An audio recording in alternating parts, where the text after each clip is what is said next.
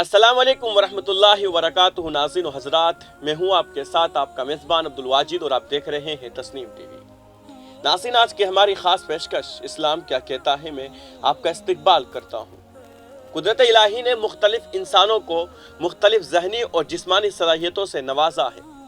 جتنی مشقت ایک عام مزدور برداشت کر سکتا ہے اتنی پڑھا لکھا صحت مند نوجوان نہیں کر سکتا۔ جو ڈاکٹر میں خوبیاں ہیں وہ انجینئر میں نہیں ہو سکتی۔ جن تحقیقی امور میں سائنسدان کو عبور حاصل ہے وہ سیاستدانوں میں موجود نہیں ہو سکتے۔ اس طرح سب ہی انسان کبھی بھی ایک لیول پر نہیں آ سکتے، لیکن اللہ تعالیٰ کا ہم پر احسان ہے کہ اس نے انسان کو اشرف المخلوقات بنایا اور اس میں غیر معمولی خوبیاں پیدا کی ہے۔ انسان اگر ایک طرف اپنے نفس کی پرستش میں درندہ صفت ہو جاتا ہے تو دوسری طرف اپنی خوبیوں کو بروئے کار لا کر اپنے پسند اور بہترین انسان بھی بن سکتا ہے۔ اللہ رب العزت نے انسان کو اچھے اور برے دونوں راستوں کی تمیز بھی بتائی ہے، برائی کے برے انجام اور اچھائی کے بہترین نتائج سے آگاہ کیا ہے کہ اگر انسان اپنے اندر نیکی اور اچھائی کو فروغ دے تو دنیا کی زندگی میں بھی پرسکون رہے گا اور اس دنیا سے رخصت ہونے کے بعد بھی بڑی پر لطف اور رنگینیوں سے بھرپور نئی زندگی پائے گا جو کبھی ختم نہیں ہوگی۔ مگر صد افسوس کہ اسلام کی روشن تعلیمات اور خاتم النبیین صلی اللہ علیہ وسلم کی روشن ہدایات کے باوجود نہ جانے کیوں ہم اپنے دنیا میں آنے کے مقصد کو بھول گئے ہیں، کیوں ہم نے اپنی زندگی سے حلال اور حرام کی تمیز ختم کر دی ہے، کیوں ہم اسلام کی روشن تعلیمات کو چھوڑ کر اغیار کی ننگی تہذیب کے دلدادہ اور اپنے نفس کے غلام بن گئے، جبکہ ہمیں انسان بنا کر اچھے اور برے راستوں کی پہچان سمجھا دی گئی ہے، تو ہم اچھے کاموں کو اپنانے اور برے کاموں کو ترک کر کے اعلیٰ انسان بننے کی کوشش کیوں نہیں کرتے؟ کیوں ہمارے اندر بغض، کینہ، تعصب، چغلی، غیبت اور اس طرح کے بے شمار برائیاں پائی جاتی ہیں؟ اللہ رب العزت نے انسانوں کی رہنمائی کے لیے اپنے برگزیدہ بندے رسول اور نبی بنا کر بھیجے، اور ان میں سے کئی پیغمبر علیہ السلام کو آسمانی صحیفے اور کتب بھی عطا فرمائی تاکہ انسانوں کو اپنے دنیا میں بھیجے جانے کا مقصد معلوم ہو سکے۔ مگر بعض انسانوں نے اپنی عقل کو استعمال نہ کیا، انہوں نے تمام حقائق معلوم ہو جانے کے باوجود اپنے لیے مجموعی طور پر تباہی کا راستہ ہی اختیار کیا۔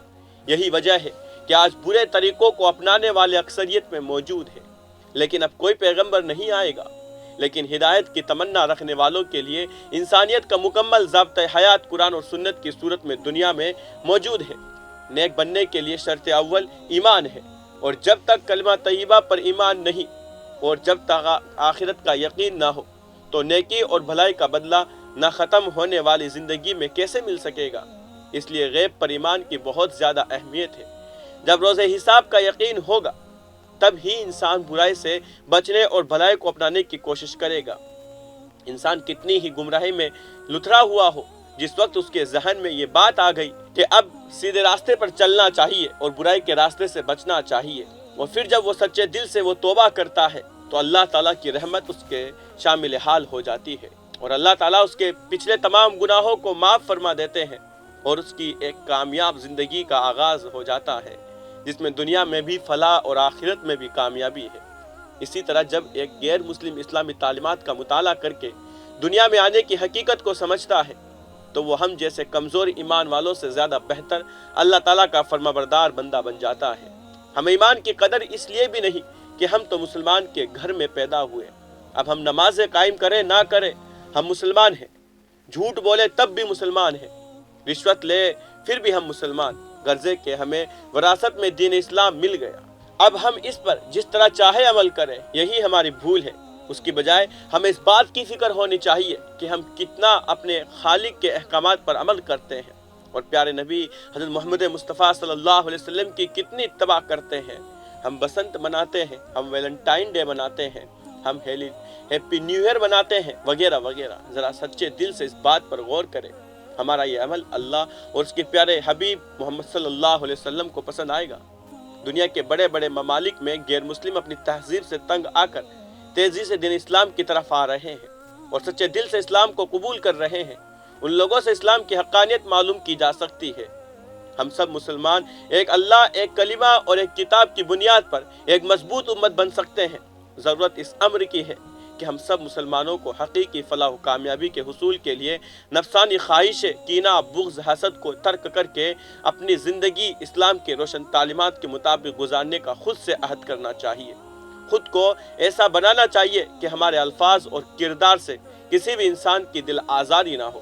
ہمیں خود کو ایسا بنانا چاہیے کہ ہم دوسروں کو اسلام کی جانب متوجہ کرنے یعنی اسلام کی تبلیغ کے لیے اپنی زندگی کو بطور آئیڈل اور نمونہ پیش کر سکیں۔ اللہ تعالی ہمارا حامی و ناصر ہو۔ تو فی الحال کے اس رپورٹ میں بس اتنا ہی، مجھے دیجیے اجازت اور آپ دیکھتے رہیے تسنیم ٹی وی، آپ کے میزبان عبدالواجد کے ساتھ۔ اللہ حافظ۔